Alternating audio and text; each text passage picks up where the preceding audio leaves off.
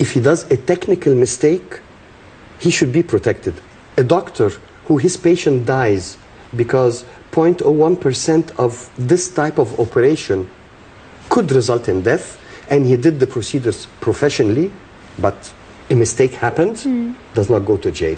Right. The same should be applied to civil servants responsible for dealing with investors, especially when it comes to allocation of land. Dr. Ahmed, do you agree? Do you agree that it's... I agree definitely with Dr. Ali. It's just one thing I think I might be able to summarize, being part of the reform groups going into the government. I think all the obstacles when it comes to offering land or even giving the clearance goes back to the actual administrative system. What Dr. Ara is referring to, I think, is being a proactive from the government side if there's a zone. And on the probably the new investment law will basically explain that each governorate will have an investment portfolio for that government with the amount of land and all the clearances with it, and it will be given to the investment promotion authority that's supposed to be created recently, and it will, all these parts of land or pieces of land will be marketed in that particular approach with a semi-finished or semi-finalized basically clearance. I still have a problem with the administrative system. I think that's where all it stands. Either when it comes to the person with good intention, as Dr. Allah is referring to, probably if he has a proper committees, qualified committees that can check the feasibility and study all the elements of the project, I think there shouldn't be a problem and clearance should be given. But I can't protect him on his own. If it's something, an individual signature. But every signature will have basically to be backed up by a qualified committee to address all the issues and deal with it and grant the land. But if it comes to bribery, and here in the new reform, and working with that, and that particular plan is on the Presidency's desk, we're talking about two branches coming out from the administrative monitoring agencies that will be specifically for monitoring any financial or administrative irregularities from the minister's office before they go out. So if I have a major project like in Marsa Matruh, and committees have studied it, signed it off, then it goes to the minister for implementation. Then before it goes out to the actual announcement, it will go to the administrative, basically, reporting. And if they give the go-ahead, then we catch it before any corruption can take place. But as Dr. Allah said, I think legislation is a major issue here for us, and that's what scares the civil servant or the officials, because the laws are not really clear. And we've got that ambiguous rules and regulations, and a lot of them actually contradict. And if you look at the investment law, it talks in general about investment in Egypt, but it doesn't say anything about Sinai. And surprisingly, you find that Sinai has its own law. So why don't you say that in investment law so people know? So they come. One last thing when it comes to the administrative system is the people without qualifications. Corruption and nepotism, I think, has put a lot of people that reach into officials, and you find that. Look at Alexandria, Cairo, the highway. In a couple of months, made by the army as a great first standard, world class. Yes. But why is being damaged all the past 30, 40 years? Is it corruption or unqualified engineers or people that are basically building without a proper criteria? But doesn't that mean that the administrative structure needs to be restructured? I always say that this is the next national plan or next national project on President Sisi's hands. Before we go any further, because I'm saying this on live TV, that if we don't do that, we're going to have Suez Canal projects sold under the table. In Marsa Matruh, all the projects will be sold on the table. What's been sold during Mubarak era in the 90s, that's 1,200 factories that were built during President Nasser. That, evaluated by the International Bank and the World Bank, $1.4 trillion. That's worth of the Egyptian economy. I need a qualification, number one. I need a proper rules and regulations that gives guarantees to investors and at the same time protects the national security, because I think one of the areas that also people are worried about the land, give it to foreigners. And as Dr. Allah said, I'm not going to take it away with me. But the fact here is, again, it has to be granted.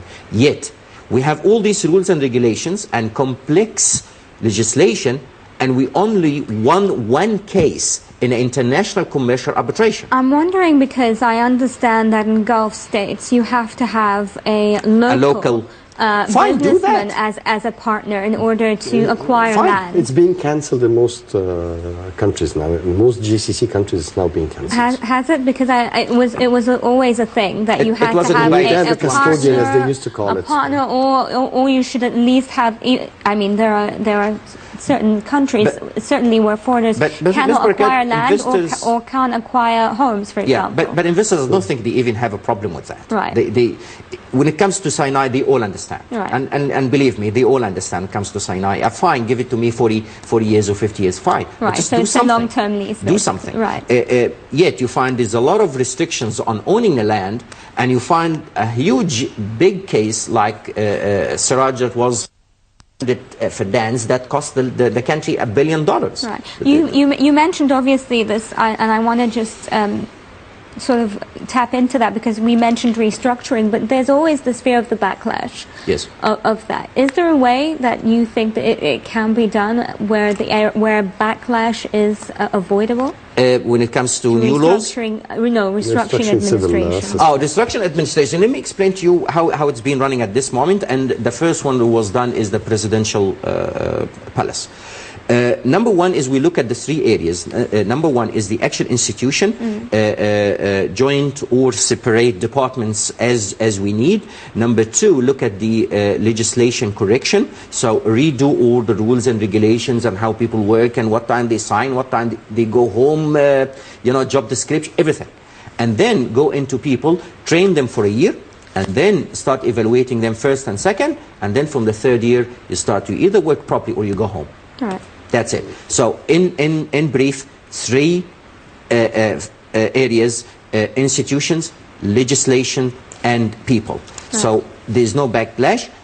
Normally, when it comes to the reform of the administrative system, in Europe and United States, they just tell people, go home, we don't need you. But in Egypt, we've got a social element that President Sisi and the entire government take account. Nobody will be retrenched. But the fact here, we have to work. Right. Because at the moment we've got a hope for a lot of things, but not actually introducing anything to get that. Right, Dr. Do you want to comment on that, or should I ask you let me just wrap this up in a simple way. You have 6 million civil servants, right, plus or minus, which means for every 13 citizens you have one civil servant. That's 10 times what is available as an average global. And it's even more than China, more than any country in the world. That's right. So, and let's be realistic. You pay peanuts, you get monkeys. Fact of life. You are not paying them, and they're not working. It's the system, it's an understanding that has been going on for years. What I propose is what has been used as a solution for the rent in Egypt. You had a housing problem, so what you did is you have a new law for the new rents, and who has been existing on the old law will carry on. Right. What we would propose is that you establish and act a new law where you get qualified civil servants, pay them real market prices, and the old economy that has been there for the social reasons, for the social dimension that has been said, carry on until they go on pension. Right. Life is very simple. And who wants to jump from this to that has the right to do that, subject that he goes through training, examinations, and then he joins the new parallel institution that you're creating. Right. I think this is the only solution to prevent the backlash that you have mentioned, right, any civil unrest, and who wants to carry on as a civil servant who does not work and is paid peanuts, more than welcome. The offer is still on the table. Right. Well, I've got two experts with me, and I guess I wanted to sort of expand and talk about your thoughts on the status of the Egyptian economy at present. We're seeing a lot of changes. We're seeing a change to the head of the Egyptian Central Bank, and I just wanted your thoughts on that. First, since you mentioned the central bank first, I have to present all the thanks for Governor, actually still the present Governor of the Central Bank, Hisham Ramiz, for all what he has provided as support and for accepting the position at such a critical time, and welcome the new Governor of the Central Bank. The problem is being governor of central bank in Egypt at this present time is not the most appealing task to do. We had lots of backlashes, I'll use your terminology, that the economy has suffered in the past few months. One of them was the downtrend of lots of international prices of lots of commodities, most of which are my export baskets. Right. So whether we're talking about oil and gas, whether we're talking about agro-foods, unfortunately, the trend has been going down as international prices. And this created a reduction in the revenue of exports. My exports did not go down volume-wise, but my exports went down drastically wise. In the same time, tourism that we were expecting that will start recapping did not. In parallel, our banking system was not that efficient in bringing back the repatriations of Egyptian expats, where according to IMF, the cost is about 22% from wherever they're working to the village back home, where collateral methodologies managed to be more efficient, providing less cost. Right. So all this reduced the incoming inflow of foreign currency. In the same time, our imports, whether we're talking about industrial inputs, which is 79% of my total imports, including their oil and gas requirements, and the food subsidized items and other staple items that we're importing has been going up.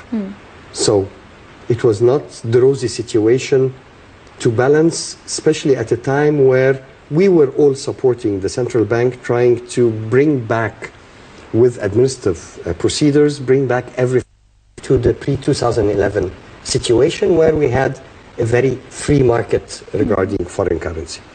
Unfortunately, the whole package did not succeed after several months of implementation, and we from our side as representatives of the business community, we are asking the central bank to revisit the February regulations, because the situation could not continue as it is. We have to find ways out. Right. So what do you think, Dr. Ahmed? What do you think are some of the ways I'd go with the socialist way, because I've seen that working in a number of countries that coming out of similar situations, like in South Africa and Brazil. You have to implement two areas. Probably Dr. Alai can comment on that if they probably had looked at it. Number one is looking at having a fixed amount for every citizen cannot be exceeded to go out of the country. At this point, there is no limit on what the local citizen can take out of Egypt. You might say, $10,000 or 10,000 Egyptian pounds, but it's actually not implemented. Let's clear on that. There's a lot of money smuggling that's taken place, and we know. That taken that quite clearly. Number one. Number two, at this moment, you cannot have dollars or sell dollars for Egyptian pounds from the banks only. There's a lot of areas, and there's a lot of informal market. So what guarantees do we have as a government or as a nation that this exchange is taking place in the informal sector is not being smuggled? And here it confirms my first point. So what I'm proposing is the actual socialist way, looking at putting restrictions again on the currency fluctuation that is taking place as we had it in the beginning of the 80s. We need to relook at that. Number two is putting a limit on what goes out of the country, that they should stop the foreign exchange offices or companies that exist in Egypt. And that decision might not really be appealing to a lot of people, but I still see that the banking system, absolutely, but the problem is the banking system has no control over the exchange rate, because at the moment you change it from the bank, how much is it today? 7.90. Outside you find it 9.5. So how do I actually control that? And I've seen that, and it's not just an idea that I'm giving. I've seen that implemented, these two areas, having a maximum limit for every citizen, and the second one, is to actually close all the foreign exchange companies that operate in that. It's indeed very socialist. Absolutely. Dr. Well, we've tried the free market approach, it didn't work. So let's hope that might be. We've been friends until now. Yes, we've lost the friendship. There's always the idea that there was this idea, I don't know whether the pros and cons of it, but devaluing the Egyptian pound has been something that a lot of people have a lot of business people have mentioned, but the average Egyptian isn't going to be happy about it at all.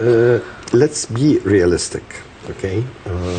There is no magic wand that can just prescribe. I wish. Right. I wish that any of us can just prescribe and you go and have it done. But let's take things in perspective. First, regarding the ceiling, the cap for taking money out of the country, according to Basel regulations that we are part of, it's $10,000 that anybody can go. But probably what you meant was that you can use your credit card to spend $2 million.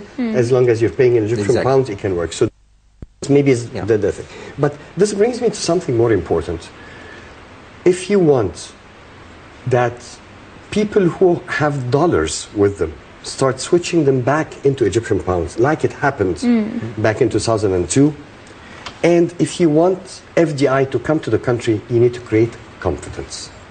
And confidence cannot be achieved with grass-hopping regulations that keep changing every 2 minutes. So this is one side of the story. My priority today is creating the confidence in the Egyptian economy. Right. The second thing, which is more important, Egyptians have agreed on something called constitution.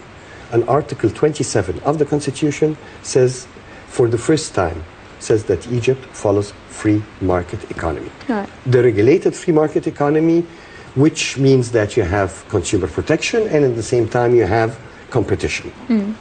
So whether we like it or not, this is what Egyptians have agreed upon. This is what our legislations have to be amended to comply with. Right.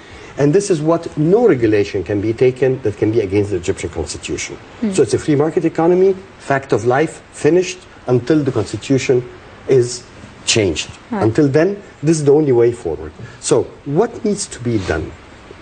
Devaluation alone or valuation, actually what we're saying is floating the Egyptian pound, which means its real value is, according to most economic assessments of Egypt, that the Egyptian pound is overvaluated.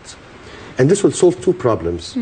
Number one, it will render imports non-economic, because if I can buy this today based on the exchange rate of today, if the Egyptian pound moves a bit lower to reach its real value, this will go out of my purchasing power. Right. So this is the fastest track of reducing imports. At the same time, it will render my exports more economic, so I'll be more competitive. So, and then you'll have the economy improving, so the Egyptian pound will become stronger again, then it will start balancing. And it's a sine wave that all economies live in. Right. In Egypt, this sine wave is very frequent. The frequency is very high, so it goes up and down very fast. But it will stabilize. This is one element, which is what you mentioned, floating the Egyptian pound. But this alone will not work. The second thing is completely liberalizing the free market, the exchange market completely. So against what you've been proposing, because either you go this way or that way, by the way. There is no straightforward. It's either left or right. You have no other option. Both elements, this package of incentives, plus a number of actions that have to be taken simultaneously. One of them is very quickly launching the master plan of the Suez Canal corridor. Because these are projects that will be with 30 to 50 years concession, which means that the big foreign investor, the big line, the big port on global basis who's dying to be part of this, if they don't come today, it's their grandchildren afterwards. Right. So whether we're talking about security, we're talking about the economy, the exchange rate, red tape, all this is nonsense when it comes to major projects like that. Another project, which, stealing from one of my colleagues his description because I found it's really cute, where you went into the middle of nowhere in the desert and you said the new capital. Which means that this land in the middle of nowhere became Tahrir, became downtown. It appreciated price-wise drastically. So what you need to do is quickly start launching a number of these projects, open up investments in them very fast, and accordingly you'll be having an avalanche of inflow of foreign currency. Right. Would you say that what is the major hindrance right now to the economy, to investor inflows and etc., is the slow pace of decision making? That's right. Especially when it comes to allocation of the land required. Suez Canal Corridor. I can't go to Marsa Matruh and do a Suez Canal Corridor project. No. It does not work. Right. I have to be there. So the master plan has to be there, and Egypt has to announce, is this open for foreign direct investment? Is this to Egyptians only? Is this a 51% partnership? This has to be announced, and we cannot utilize neither the new investment law nor the special economic zones law for something like the Suez Canal Corridor. Right. I'd be joking if I use either. Let me just take one sentence from Dr. Ahmed. How important is it that we move quickly, that the government now moves quickly to implement, to increase investments, to open up? I'll summarize it in a very short sentence. Civilization is management. Right. Have the right people on the right positions, Right. you'll fly. All right. China, Japan, Brazil proves the theory. Okay, Dr. Ahmed Mehna, Professor of Political Economy, thank you very much for coming in tonight, and Dr. Ala Aez, the Secretary General Federation of Egyptian Chambers of Commerce. Thank you very much for your time. Ladies and gentlemen, that's all the time we have for this edition of the Daily Debate. We'll be coming your way again tomorrow, same time, same place, here on Now TV International. Thanks very much for watching, and bye-bye.